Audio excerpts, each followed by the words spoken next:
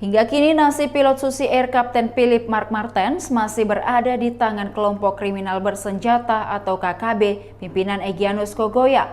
Segala cara pun dilakukan pemerintah, dalam hal ini aparat penegak hukum, untuk membebaskan warga negara Selandia Baru tersebut.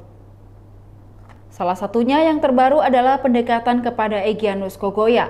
Tim berencana mengirim utusan yang juga tetua marga Kogoya untuk bertemu dengan Egyanus.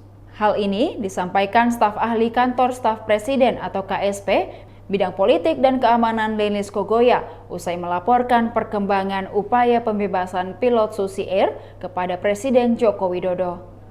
Lenis mengatakan pendekatan kekeluargaan akan diterapkan melalui marga Kogoya. Dia menyebut sejumlah orang yang dituakan dalam marga Kogoya akan menemui Egyanus.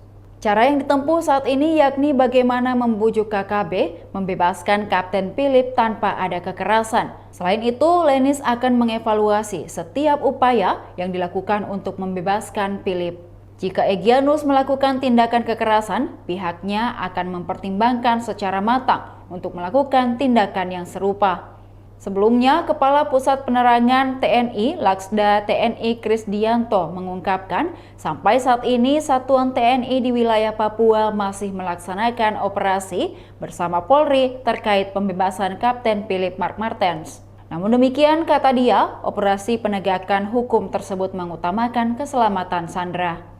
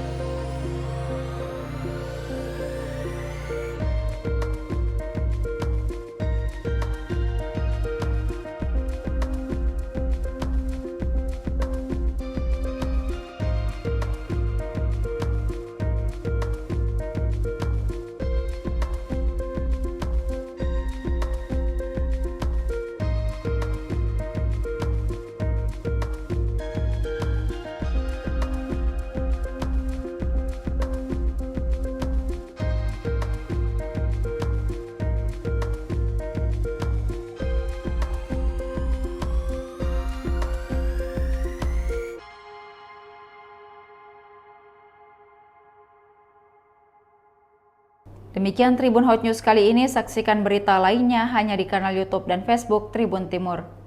Terima kasih sudah nonton, jangan lupa like, subscribe, dan share ya!